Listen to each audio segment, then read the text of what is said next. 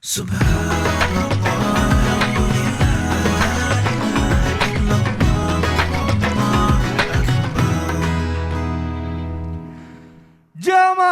oh jamaah, alhamdulillah. Alhamdulillah jamaah masih di Islam itu Indah dan hari ini kita sedang membahas tema sholat sih, tapi nggak gitu juga kali, Masya Allah. Baik jamaah, sebelum kita bahas lebih dalam mengenai tema kita hari ini lagi, kita mau ngajakin jamaah untuk nonton dulu tayangan berikut ini.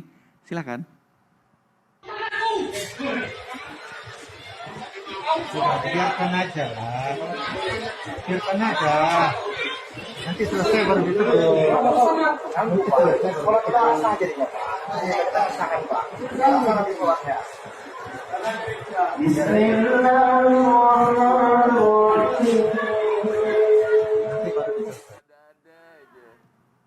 Aduh, astagfirullahaladzim. Nah mungkin ini berkaitan nih dengan pertanyaan sebelumnya nih. Ustadz tadi kan saya bertanya kalau misalnya kita pergi ke luar negeri, tapi kalau tadi sepertinya di Indonesia. Ya, itu lokal tuh. Iya itu lokal, mungkin ada kesalahpahaman atau apa saya nggak ngerti. Nah gimana nih Ustadz penjelasannya kalau misalnya kita memasuki waktu sholat, tempat ibadah dan bahkan kita bingung menentukan arah kiblat karena situasi gitu ya. Ini sebenarnya hukumnya menurut Islam gimana nih? Apakah tetap sah atau bagaimana? Mohon jawabannya silakan guru. Baik, bismillahirrahmanirrahim. Tabi guru-guruku Habib Muhammad, Ustaz Maulana, Mas Mikdad, serta guru-guru kami yang dimuliakan Allah Subhanahu wa taala. Itulah pentingnya kita yakni berilmu. Maka para guru kami mengingatkan bahwasanya ternyata ada riwayat mengatakan sholat 2 rakaatnya orang yang berilmu itu lebih baik daripada lebih banyak rakaatnya orang yang tidak berilmu. Bahkan tidurnya orang yang berilmu itu lebih berpahala dibandingkan sholatnya orang yang tidak berilmu. Kenapa? Karena ada orang yang tidak berilmu sholat seperti tadi akhirnya kiblat pun nggak tahu. Orang semua menghadap sana. Jadi masalah ya? Ya subhanallah. Makanya salah satu syarat sahnya sholat itu adalah akil. Tapi mudah-mudahan dia akil ya tadi. Iya makanya Mudah-mudahan syarat gitu. sahnya sholat adalah akil, berakal dulu. Betul. Ya berakal pun belum cukup kalau belum berilmu. Dia tahu dia mana rukunnya, mana syarat sah sholat. Ternyata mau sholat pun gak langsung serta-merta sholat. Siapin dulu pakaian yang bersih daripada najis. Kemudian siapin tempat yang bersih daripada najis. Kemudian siapkan diri yang bersih daripada najis dan hadas. Makanya ada mandi besar, kemudian ada berwudu. Gak serta-merta orang sholat Allahu Akbar terus ikut-ikutan, tidak. Tapi mereka harus tahu ilmunya.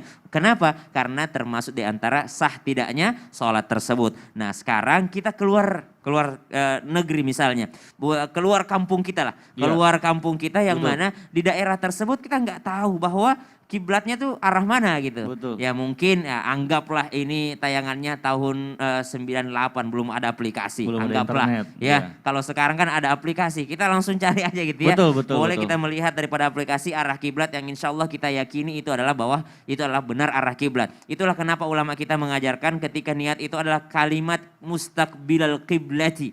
Ya, usolli fardal maghribi 3 raka'atin mustaqbilal qiblati. Saya niat sholat, saya sholat karena Allah 3 rakaat maghrib menghadap kiblat. Kenapa ada kata menghadap kiblat? Karena bisa jadi agak miring sedikit kita. Enggak pas kita menghadap kiblatnya. Maka dalam niat sudah berniat, ya Allah saya berharap ini sholatku benar-benar menghadap kiblat. Gitu. Maka itu yang pertama solusinya.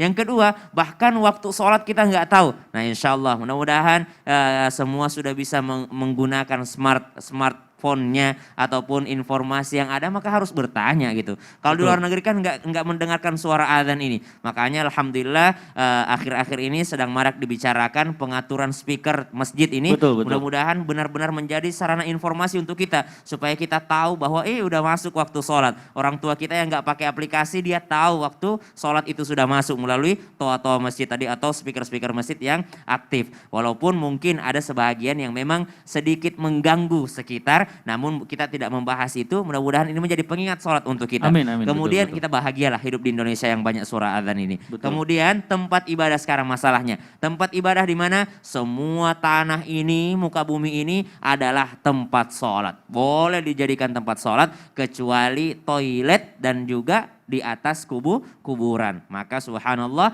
Allah subhanahu wa ta'ala memudahkan kita semua untuk sholat. Nah sekarang kira-kira Misdad, udah sholat nih, Ya. daerah baru. Ternyata dia asal kiblat nih. Nah, Asal kiblat. Lalu selesai sholatnya ada ingetin, Pak tadi sholatnya salah kiblat Pak. iya. Maka diulangi apa enggak? Maka dia mengulangi sholatnya karena masih ada waktu sholat. Kalau masih ada waktu. Mengulangi sholatnya karena dia tahu yakni kiblatnya akhirnya. Kecuali sampai dia pulang dia enggak tahu, maka sah-sah saja sholatnya pada saat itu. Wallahu ta'ala alam. Ustaznya mohon maaf dijawab singkat nih. Sebenarnya terus kalau misalnya kita sholat ternyata mohon maaf ini kita harus terpaksa nih sholat di tempat Terpaksa. ibadah di tempat ibadah agama lain ini bagaimana hukumnya? Boleh nggak dijawab singkat aja? Imam Abu Hanifah masuk itu makruh. Makruh ya? Iya, Baik. makruh. Kemudian imam-imam yang lain sebagian besar imam mengatakan boleh-boleh saja. Sebagian kecil daripada mazhab Syafi'i mengatakan boleh-boleh saja masuk ke dalam gereja. Bahkan sholat di dalamnya pun tak Baik. mengapa dengan syarat menutup, mohon maaf, patung-patung, Baik, lukisan-lukisan baik. menutupnya. Baik, baik. Ya, baik. gitu. Waduh, Masya Allah. Terima kasih Ustaz yang penjelasannya. Mudah-mudahan ini mewakili pertanyaan jamaah juga nih.